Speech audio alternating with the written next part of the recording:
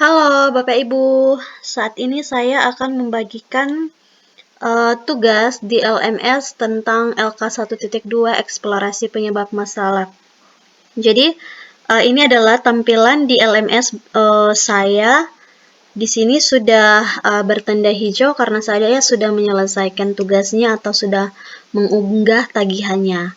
Nah, di sini waktu itu saya menguploadnya ada dua file. Yang pertama, file LK1.2 eksplorasi masalah, dan yang file berikutnya adalah instrumen wawancara dan dokumentasi wawancara. Jadi, instrumen wawancara dan dokumentasi wawancara juga saya upload. Nah, di sini saya mendapat nilai dari dosen. Nilai yang saya peroleh adalah 100. Nilainya sudah sempurna. Oke, jadi saat ini saya ingin membagikan tentang atau menjelaskan sedikit tentang cara mengerjakan LK1.2 eksplorasi penyebab masalah. Jadi untuk LK1.2 eksplorasi masalah ini ada 3 kolom. Pada saat kita mendownload formatnya masih kosong, yaitu ada 3 kolom. Kolom pertama yaitu masalah yang telah diidentifikasi, yang kedua hasil eksplorasi penyebab masalah, kemudian yang ketiga adalah analisis eksplorasi penyebab masalah. Nah, Bapak Ibu, saya ingin menyampaikan bahwa untuk masalah yang telah diidentifikasi ini kita sesuaikan dengan masalah-masalah yang kita temukan di sekolah Bapak Ibu atau di tempat mengajar Bapak Ibu. Nah, untuk itu dari LK1.1 identifikasi masalah, jenis permasalahannya ada 6. Nah, dari 6 jenis permasalahan ini kita akan mengidentifikasi 3 lagi. Kita mengambil atau mengangkat 3 masalah yang paling menonjol atau 3 masalah yang paling sering ditemukan di sekolah Bapak Ibu untuk kita analisis. Ya, jadi untuk eksplorasi masalah yang saya analisis di sini ada 3 untuk saya. Yang pertama, masalah yang telah saya identifikasi yang pertama itu adalah kurangnya motivasi belajar peserta didik pada mata pelajaran kimia, terutama materi sifat keperiodikan unsur. Kenapa di sini saya langsung menambahkan materinya, karena memang pada saat pembelajaran di kelas materi ini sering saya jelaskannya hanya menggunakan metode ceramah.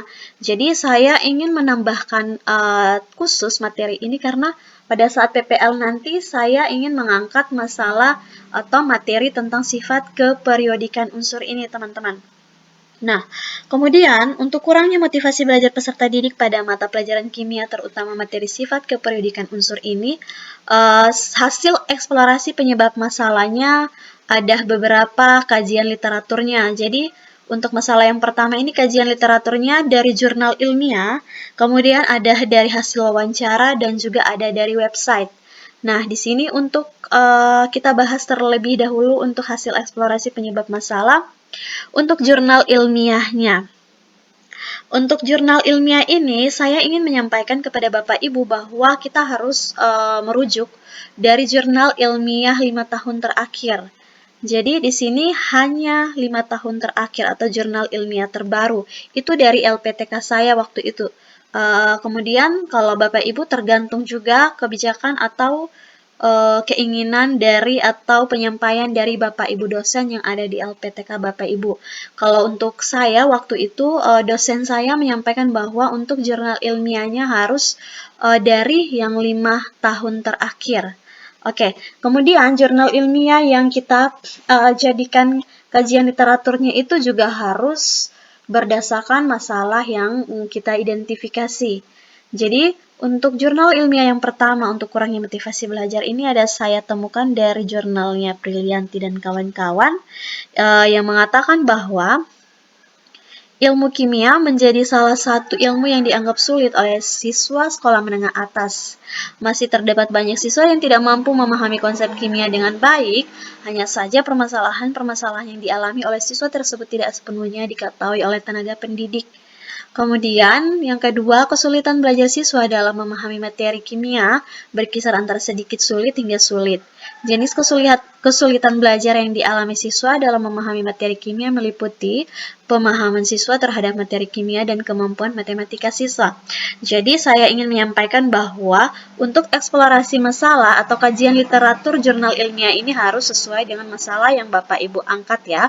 Kalau misalnya Bapak Ibu sudah mengidentifikasinya adalah masalah kurangnya motivasi belajar, maka jurnal ilmiah juga harus berkisar antara kurangnya motivasi belajar peserta didik pada mata pelajaran kimia, dan di sini adalah materi sifat keperiodikan unsur untuk saya.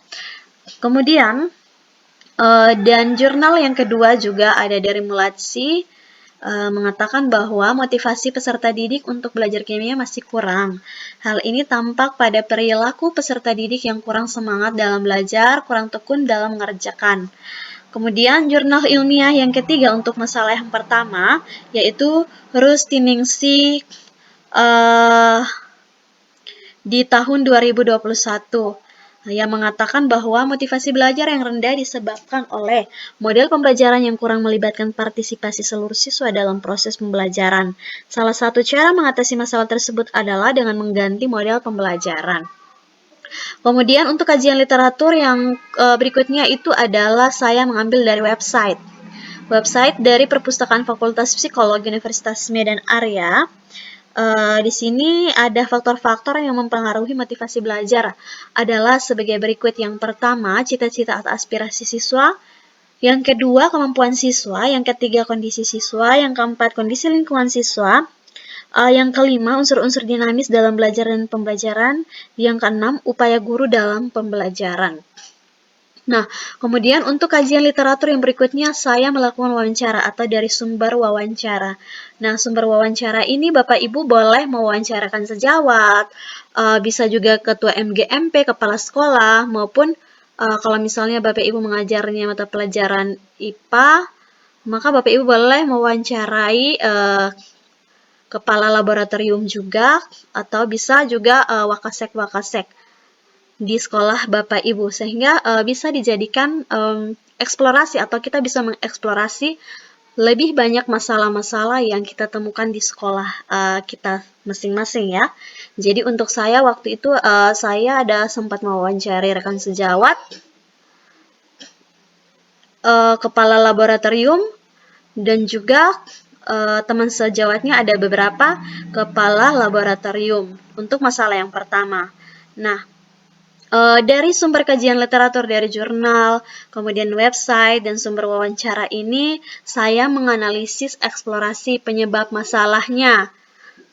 Setelah kita mengeksplorasi penyebab masalahnya, kita mulai menganalisis dari sumber kajian literatur dari jurnal ilmiah, sumber wawancara, dan ada website yang saya gunakan untuk masalah pertama, yaitu kurangnya motivasi belajar ini. Saya menganalisis eksplorasi penyebab masalahnya, yaitu yang pertama karena ada beberapa siswa yang kehilangan motivasi dalam belajar, kemudian kurangnya motivasi atau dukungan yang diberikan oleh guru kepada peserta didik. Yang ketiga, guru mengajar tidak sesuai langkah-langkah RPP yang disusun. Yang keempat, model pembelajaran yang tidak efektif digunakan guru pada materi pokok sifat keperiodikan unsur. Dan yang kelima, praktikum yang dilakukan hanya materi yang bahannya mudah ditemukan dalam kehidupan sehari-hari. Jadi itu adalah hasil analisis eksplorasi penyebab masalah dari sumber kajian literatur yang saya gunakan untuk masalah pertama ini, Bapak Ibu. Ya, jadi untuk masalah yang kedua itu berdasarkan sumber kajian literatur dari jurnal ilmiah dan wawancara dari pakar dan juga teman sejawat, saya menganalisisnya bahwa untuk masalah yang kedua, guru kurang maksimal menerapkan model pembelajaran yang inovatif pada materi sifat keperiodikan unsur ini karena model pembelajaran yang digunakan harus disesuaikan dengan materi yang akan diajarkan. Kemudian yang kedua, penggunaan media yang menarik, inovatif, dan efektif dibutuhkan untuk meningkatkan minat belajar siswa atau peserta didik. Kemudian yang ketiga, guru perlu mengikuti diklat online atau diklat MGMP di tingkat sekolah maupun kabupaten agar dapat berinovasi dalam pembelajaran kimia. Kemudian yang keempat itu adalah model pembelajaran PBL bisa mengatasi kurangnya motivasi belajar peserta didik pada materi sifat keperiodikan unsur. Nah, untuk masalah saya ini kenapa saya lebih fokuskan untuk materi sifat keperiodikan unsur karena nanti pada saat PPL nanti saya memang akan mengangkat masalah atau materi tentang sifat keperiodikan unsur ini. Kemudian untuk masalah yang ketiga yaitu pembelajaran di kelas kurang bahkan sama sekali tidak memanfaatkan teknologi inovasi. Nah, sumber kajian literaturnya juga dari jurnal ilmiah dan juga dari hasil wawancara kepada pakar, ketua MGMP, kepala sekolah.